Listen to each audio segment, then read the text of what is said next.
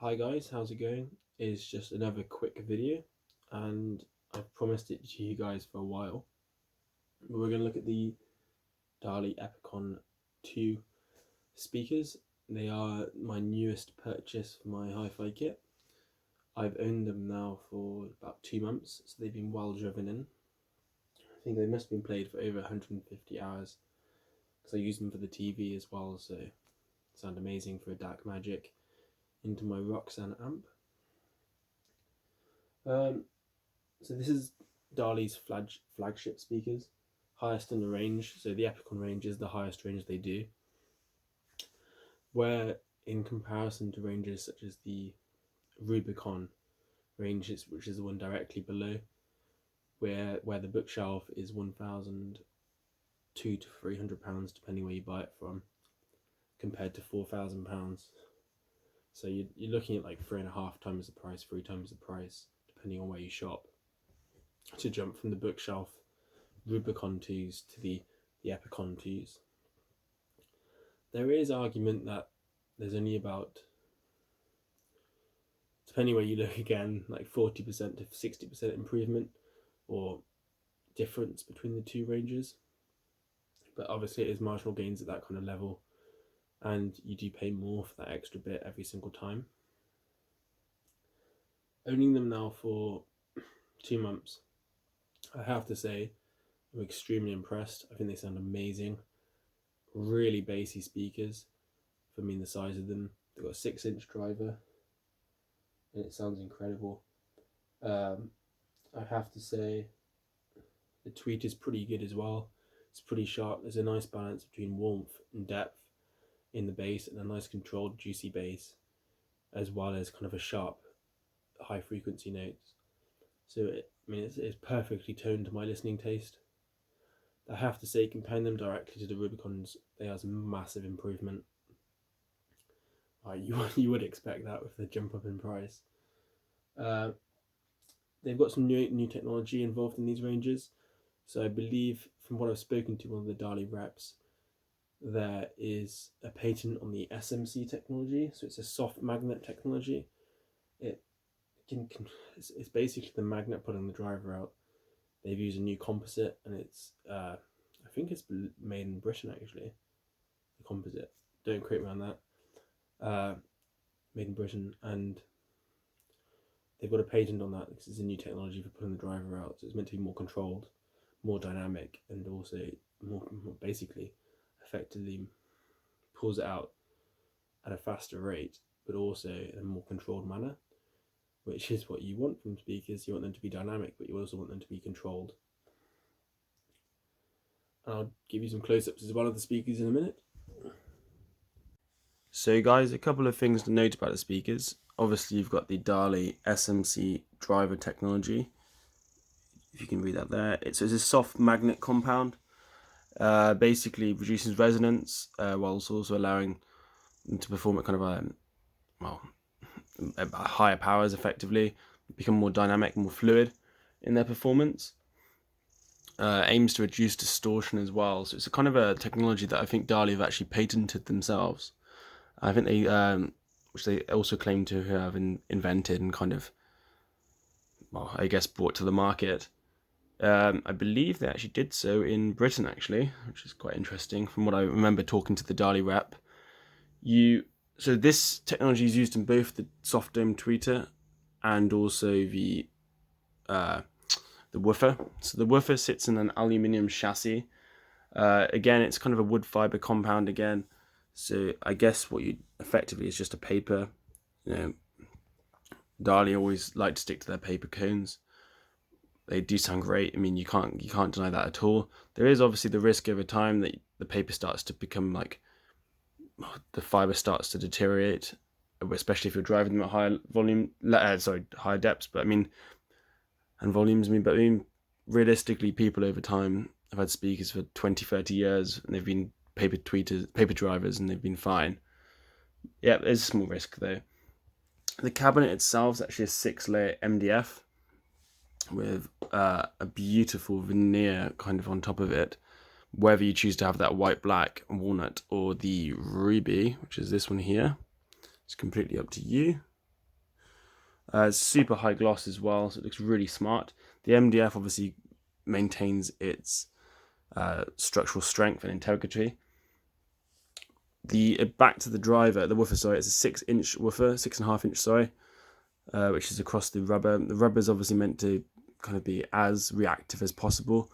They do have kind of like a powdery finish on top of it when it comes out the box. I've fortunately rubbed a bit of it away by accident, but it's good to keep that on if you can, because it does look a bit kind of faded. It doesn't look as dark, maybe as eye-catching, but it does maintain the kind of freshness of the rubber. It stops it drying out with the air and even sun to a certain extent. The speakers have won the what Hi-Fi 5-star awards, so they are really competitive. I mean, at that price range. The dome tweeter again is also built for low resonance. It's meant to be able to again handle high power whilst also kind of maintaining its detail, its sharpness, and the kind of the roundness of the performance in the dynamic speaker. Dynamicness, if that's a word, of the speakers. I think it sounds really good. It can be slightly sharp sometimes, not as sharp as slightly too sharp sometimes. That it does depend massively on what you put into it. Obviously, the amplifier you're using to drive it. However, I don't think they're nowhere near as sharp as the ribbon tweeters. So I'm definitely glad Dali chose to go for the dome tweeter rather than what Monitor Audio did, and they've gone for the ribbon tweeter. Saying that again, to back that up, I've got some facts. The frequency range for these speakers is 47 to 30,000 hertz, whereas the frequency range for the Monitor Audio Gold speakers, which I guess is, you'd argue, slightly below, spec-wise, is 50 to 50,000. So they go to much higher frequencies. The Monitor Audio speakers, they are a lot sharper. I believe that is due to the ribbon tweeter. It's not my personal listening taste. I much prefer the kind of roundness and I guess the kind of wider listening area. You don't have to be sat directly in front of dome tweeters. It doesn't roll off so easily. Saying that, they do roll off slightly though. I've noticed a lot of you still maintain the bass, obviously being such a low frequency, pretty much wherever you are in the room, but you do notice a bit of kind of the high frequency roll off as you move further from square to further off square from the front of the speakers. However, this is much better than most speakers, and I'm very impressed by that. Dali do, and with these speakers in particular, aim for kind of a wide dispersion of music. Yeah, and back to the tweeter, it is like a magnetic fluid compound again, which is quite interesting. Dali seem to be a massive fan of that fluid compound and the magnetic compounds they've used for these speakers. I know a lot of that is patented, like I said earlier, mainly recorded in the SMC technology. Other than that, the sensitivity is pretty good, what you'd kind of expect, 87 decibels, which is fairly decent, what you'd expect from bookshelves. They do recommend a power input from the amplifier of between 30 to 200 watts. I tend to disagree with that. I definitely think you'd want an amplifier between 100 and 200 watts, preferably around 150 watts a channel, to get the most performance out of them. They can be really dynamic, but I think they need to be driven quite well and with quite a powerful amplifier. So I wouldn't go for anything less than really 100 minimum per channel. I mean, you don't want to kind of scrimp and not get the most out of these speakers, because if they're driven well, they can honestly mind-blowing. They sound incredible. Like I mentioned earlier, the tweeter is a soft dome tweeter again, which is kind of generally what the Dali speakers keep across the ranges. Obviously, it means you have less roll off with it being a dome tweeter than the alternative ribbon tweeters. I find it less harsh as well, and it means obviously you have kind of a wider angle of listening area. You don't have to be sat directly in front of the speakers. They've got kind of like a wide dispersion, so they're actually designed to have a wide dispersion and to kind of be room filling speakers.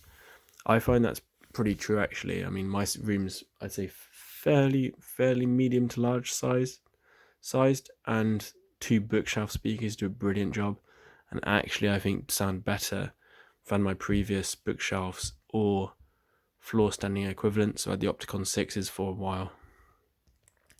I find these are more room filling and they don't struggle as much. They're quite easy to drive and they sound really fluid. Whereas I find other speakers can sound a bit kind of restricted, or they sound like they're not being driven easily enough. I mean, obviously that's down to my Roxanne amp as well, which obviously drives them to such a high level. But yeah, I find the speakers are really fluid, dynamic, controlled. I mean, you do have to be quite harsh with them because you are paying £4,000 for a pair of bookshelf speakers. I mean, you do have to be kind of look at it with that kind of view. The ones I'd probably argue the biggest rivals would be the Focal Cantors, which I think come out at about £6,000 for the bookshelves. But I mean, for the money, I'm really pleased with them. I think they're brilliant speakers. I'd argue Dali are actually some of the kind of most true to life and, middle of the park speakers. They're neither too bassy nor too heavy. Really fluid and, a brilliant buy, especially if you're a big fan of Dali speakers. If you're looking for that next level, they're definitely worth it. I mean, the floor standards do sound a bit better, but I have to say, if you can't stretch to the floor standards and you don't want to spend £6,000 to £8,000, these really do tick all the boxes, and don't feel afraid to buy them just because they're bookshelves. So the Epicon 2s come in like 4 finishes. You've got white, black, and if you want to be more adventurous, you've got the ruby mascara like gloss finish. These are the ones I have. So it's slightly red actually. I guess the equivalent to the Rosos if you have those in the Rubicon range. Or you have the walnut finish, which always looks really smart. So I was kind of tossing and turning between the walnut and the Rosos, but I'm really glad I went for the Rosos. I think some beautiful things about the speakers are the kind of top curves up. I don't know if you can see it. So it like curves up at the top, but also curves on the side, so it curves right in. And I have to say, another most impressive thing is the actual bridge on the back of the amplifier. So the speakers, beautifully built bridge, really nice interconnects. So you've got like the locking banana connections, so you pull right nice and tight over the banana plugs. Yeah, and all the speakers are actually signed by the person who designed them, or sorry, built them. So it's pretty impressive. Yeah, they're really nice speakers. I mean, you can get the stands for these ones. So the Epicons you can purchase as an optional extra for £500. So that's $600, $700. The Epicon stands, which are nice, really fancy. They weren't the right height for my room, so I didn't go for those, but got some mission stands on mine. But they actually lock in, so there's actually a screw connection underneath where they actually screw into the stands, so it keeps them nice and tight, better protected if you're into that, want to make sure they don't get knocked off. But I find my stand works pretty well. Unfortunately, with the Epicon range, unlike the rest of the kind of the ranges, Rubicon, Opticon, Oberon, Spectre, and Zenza, they don't do a 5 speaker, so they don't do that kind of speaker in the middle.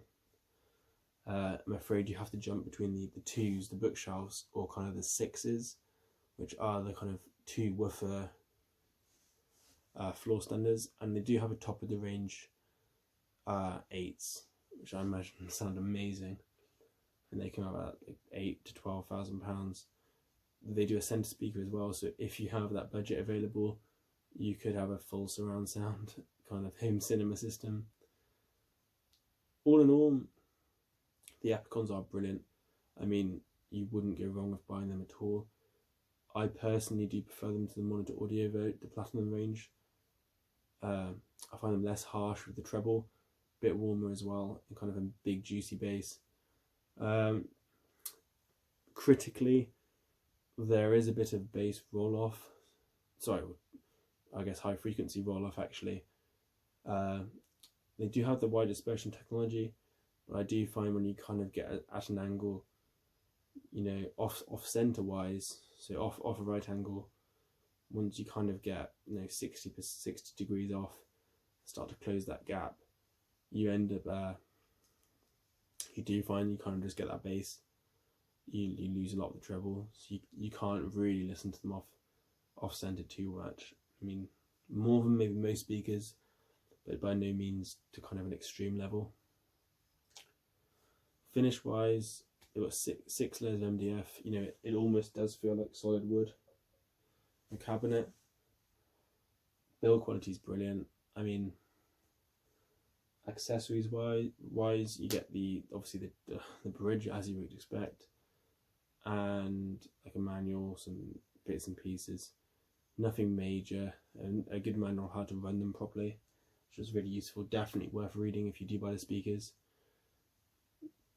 There's some brilliant stuff on the website actually about the Epicons on Dali website. I'll put the link in the description, but they tell you a lot of information about how they're built. There's some brilliant videos online as well about watching them getting built in the Dali factory, which I find really interesting. You know, top quality speakers, all hand built, which is amazing. I mean, yeah, I mean, definitely a massive improvement. If you love the Dali sound and you want to get past the Rubicon range, jump on it. You know, the brilliant speakers, brilliant value for money. I think probably they definitely fill the gap between top end speakers like the Focal, Arias, the Dali Rubicons, Monitor Audio Golds, the Kef, some of the high range Kef speakers. They fill that gap between then jumping to kind of serious money of £12,000 or £8,000 for bookshelf speakers. They really do fill the gap well, and I think they're better than any competitors at that price range. If you have any questions about anything, guys, just drop it in the description below. I've tried to make sure I covered everything, but I'll have a little watch through afterwards to make sure I have. But anyway, guys, have a great day. Enjoy. It's been quite a more fact-filled, punching it off video today rather than less entertaining. But I hope it's helped. I hope it's made some help to make some decisions. I hope it's been interesting at least. But please feel free to drop a like in the description and a comment in the description, sorry, and subscribe if you can, because obviously it keeps me motivated to make the videos and hopefully help you guys out in the long term. But anyway, guys, have a great day.